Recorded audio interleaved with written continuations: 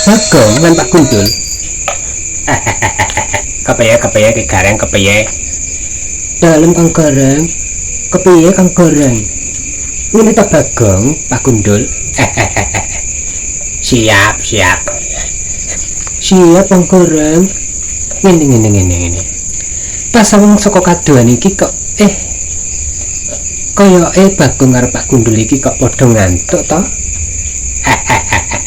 Maklum Ki Gareng. Aku iku ya piye ya? Nalikane aku poso iki, aku iki rada mbriyut-mbriyut mripatku. Ya kepiye? Pancen iki ngono hawane ngantuk. Nek bengi iki aku karo Bagong keliling munggah-munggah supayane para warga ing masyarakat Karang Kedempel iki padha ora kerinan sahur ngono Ki Gareng. Bener Kang Gareng, apa sing diaturno Pak Gundul iki? Bener. Aku karo Pak Gundul iki dibengi pancene Kang Gareng, aku pas iku nganu kok Kang Gareng. Dadah kok. Iya. Bagong, dalem Kang Gareng. Tinimbang iki ngantuk, Gong. Luwih becike ngene, Gong. Kepiye Kang Gareng? Iya, kepiye Ki Gareng? Ngene Pak Gundul. Piye tak rungokne kanthi kepenak. Kanggo ben supaya mripat niku padha rada melek. Ben ora mriyat-mriyut ora ngantukan. Iki kan ya urung awan, ya tak jak rembukan sing kepenak. Kang Gareng iku anane wae. Mosok dijak rembukan, emange apa rembukan apa? Iya, rembukan apa? Ki Gareng.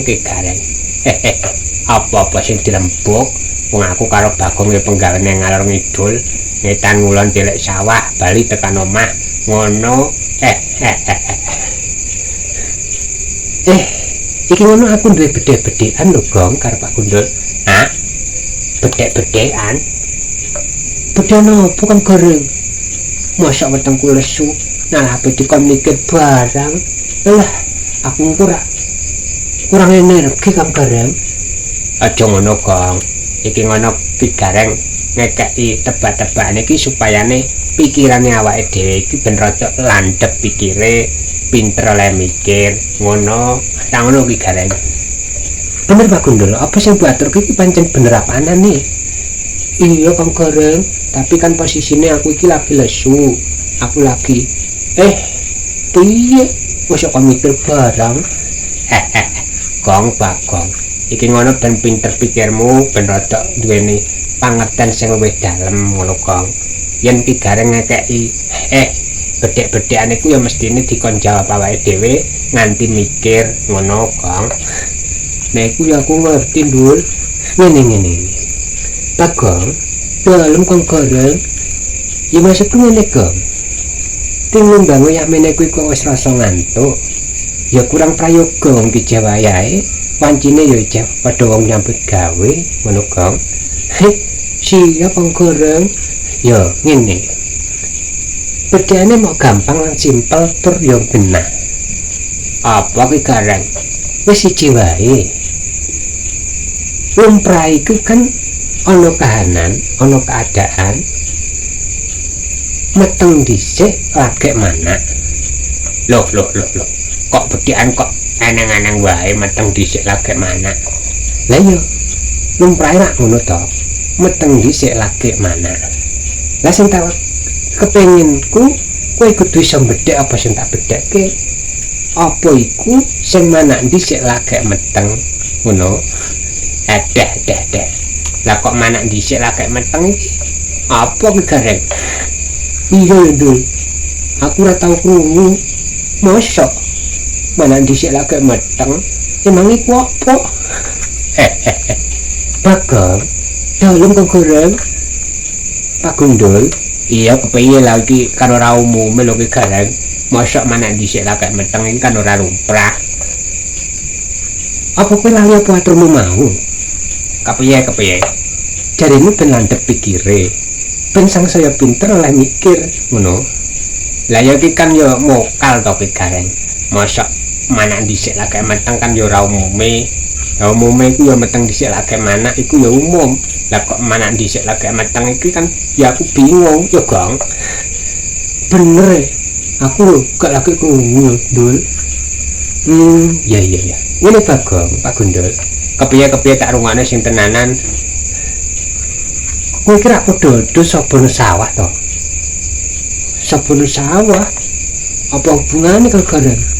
Iya ya, Gong. Hubungane apa? Lah, ngene. Jawaban iki engko ana sangkut paute ngesawah. Tanduran sing ngesawah. Apa, Gong? Aku ora Dul, weteng kula sunalah mikir, Dul. Ya, ngene. Yen jarene iki gareng iku manak dhisik lagi meteng, iku tentune ora kewan, Gong. Ya iku rada bener aturmu, Pak Gundul. Kowe nek pinter, Dul. Iki aku ora ketemu jawabane, Gong. Iki tentune ora kewan. Yen menurut ngendikane iki gareng manak dhisik lagi meteng iki mestine ora kewan. Ya mestine iku bab sing liyane. Tak pikir sik. Iki ngono hubungane karo apa ki gareng? Karo pertanian, Dul. Karo pertanian kang gareng. Iya. Sik tak pikire. Nek jagung iku ya ora. Nek kacang iku ya ora. Nek apa meneh ya, nek lombok iku ya ora. Sik, Gong. Ngene-ngene lah aku tau sinau ya ben landhep pikirku. Sik. Anu kang gareng. Pari. Loh. Jaremu ora iso mikir, Gong. Kok uduk-uduk mak bedudul pikiranmu kok langsung menyebut nama Pari. Tak pikir-pikir pancen bener, Gong. Iku jawabane. Bener iku, Ki Gareng. Iya. Apa sing tak aturke iku mau ya tentune iku jawabane. Loh, iya. Umume pari iku ya ditandur dhisik. Ditandur dhisik engko jenggelek semilir, ijo royo-royo, tak senggo temanten anyar. Lir-lir. Iku ra tembung ta Pak Gundul? Iya. Lah iya, nalikane bar ditandur jenggelek semilir, bar semilir terus anak-anak akeh nak grompol sak dampol. Ngono maksude. Terus lagi engko lagi meteng lagi ambyak. Lah engko lagi ndino lagi tuwek. Ngono to Ki Gareng. Ya iku sing tak maksud. Weh, jebule. Ora nyangka babar pisan, ora nyangka babar blas. Sing jenenge Bagong rek ngene kedibal-kedibul gembal-gembul, jebule pikirane landhep pikire. Weh, ora nyangka, Gong. Aku rek ngene-ngene lah yo pinter lho, Dul. Weh, iya. Ya wis. Ngene Ki Gareng ya. Kepiye Pak Gundul? Senajan iki ngono obrolane sederhana, tapi iki aku nambah ngilmu, tambah pengetahuan. Sing tak arani mukal, tak arani ora ana, jebul-jebule niku ya ana. Ngono iku. Ya, iki ngono kanggo tak iling-iling, kabeh iku kudu dipikir kanthi sing sak temenanan. Ya, ayo Gong. Iki ngono dawuh Ki Gareng, awake dhewe kudune mikir apa sing dadi perintahe Ki Gareng ku mau supayane awake dhewe dadi landhep pikire. Dul, omonganmu kaya wong iso-iso wae. Lho, piye lah, Gong? Ngene-ngene lah aku ya tau dadi pengarep yaiku bagian apa? Bagian ya bagian apa? Oh alah, Dul. Piye Ki Gareng? Ya wis. Yen pancen kaya mengkono, ya tutuk ana kegiatanmu karo Bagong. Iki ngono aku arep bali lan nyiapke apa sing perlune tak siapke. Wis sumanggake.